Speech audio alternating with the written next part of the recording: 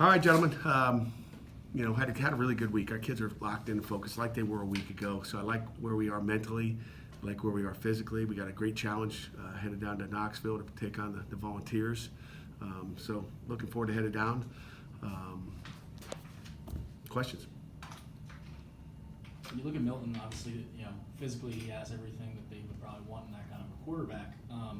But he's going into a second game now in Heupel's offense. When you look at it from a defensive mind, I mean, is that an opportunity you guys think maybe for to attack a quarterback that's still kind of new in the system?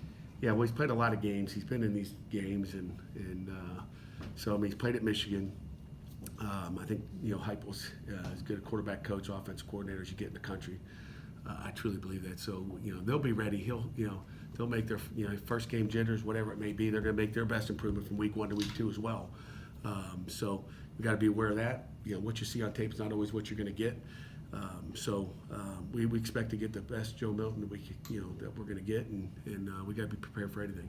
So I think he's a good football player. I think he's got composure. He can throw on the run. He can run, and he made good decisions. He didn't throw the ball into traffic. Pat, what makes Heupel's offenses so tough to face? Everything. So what makes it?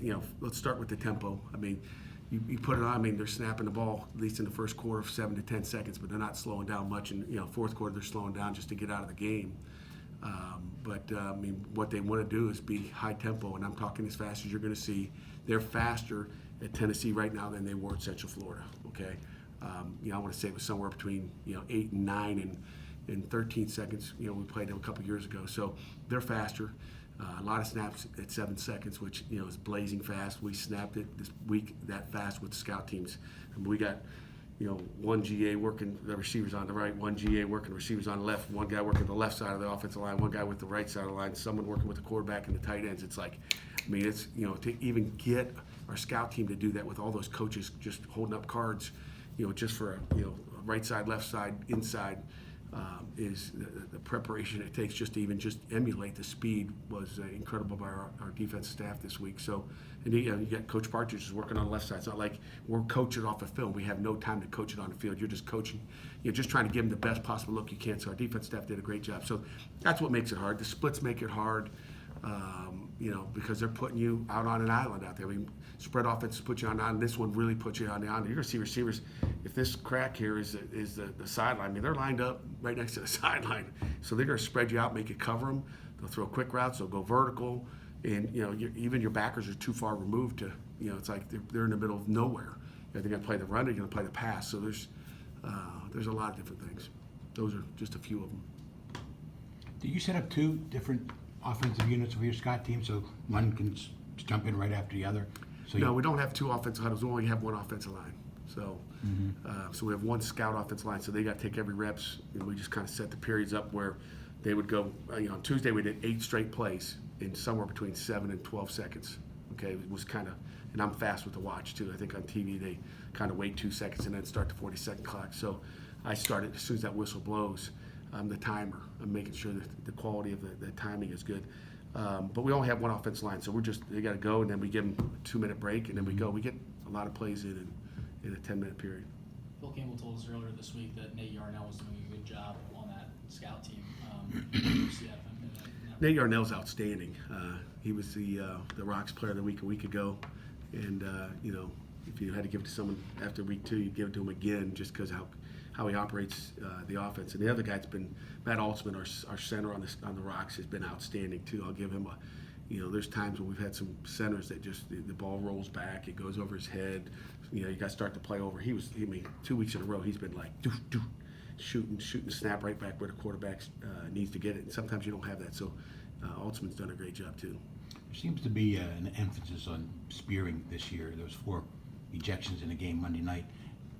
How do you teach your guys to avoid that? Yeah, well, it's a great question. We've watched those, on videotape.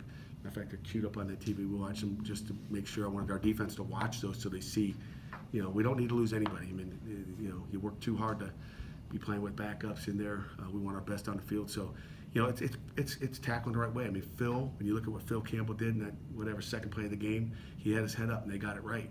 you look at all 4 of those clips from the Mississippi and Louisville game. They had heads down, and again, not only is it targeting, you're going to hurt yourself and you might hurt somebody else. So it's something we coach, and again, we're going to use those lessons from that game as a lesson for our kids to, hey, you want to play, keep your head up, keep you healthy, keep somebody else healthy, and do it the right way. So we've watched those. On Monday, you said the crowd noise shouldn't be a problem. Obviously, you guys work with sound in the team periods. How do you feel the guys did in that? I feel good. I mean, we got out there. The coaches almost laugh at me. Like I said, is it good enough today? And they're like, Coach, they'll be fine. So, as a head coach, you always get worried that you want to give them as much and as loud as you can get it, and I think we'll be fine there. So we'll find out when game time. Pat, it's been a long time since Pitt won at another Power 5 school. Is there anything different about going to a place maybe that you're less familiar with, as opposed to, say, maybe Virginia Tech? Obviously, still a very hard place to play, but somewhere you're a little more familiar with. Yeah, I don't know if being familiar with it really matters. It's playing good teams on the road. I mean, it's not easy. Wins are wins. They're hard to get. Okay, everybody's on scholarship on the other team as well. Everybody's working at it. Wins on the road are even harder. Okay, and then when you play talented football team, and they are talented. I mean, you put the tape on. That's a great job, and they've got talent all across the board. I mean, they got receivers running 4.4s and 4.34s, and 10.3 500-meter guys. Number 11, Jalen. I mean, they got speed all over the place, and you look at their D tackles. They're good. So we're gonna have to play really well to go on the road and get a victory. You used a lot of running backs on Saturday. Did you get any clarity over this past week on who might get most of the carries? Yeah, we just got out of that meeting, just kind of getting clarity who's going to be your short yardage back, we're clear. How many guys do you think you might get double-digit carries? 2, 3? Double digit? Depends on how the game's going.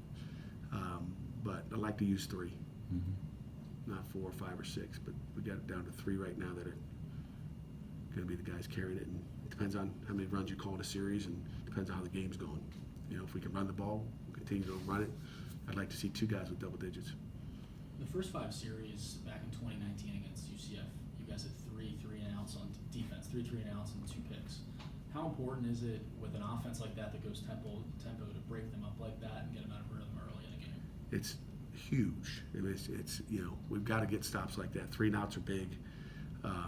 We got it down when you do an 8-play series. You find out who can handle 8 plays, who can't. If it's 4 or 5 plays, we've got to somehow get that ball on our hash so we can get a sub. If they don't sub, and they have not subbed a lot, maybe they will this week. It sounds like they got one of the receivers, Callaway, back. So if they get another receiver back, maybe they'll sub them so we can sub. Okay. If they run the ball out of bounds, we'll have an opportunity to sub. So all those things are stuff we're prepared for. But if they stay in the middle of the field and they never, that's when things get. I mean, it's bang, bang, bang. So I don't care how good a shape you're in. It's a different deal. And some guys can take more plays than others. So we've got to be prepared for that.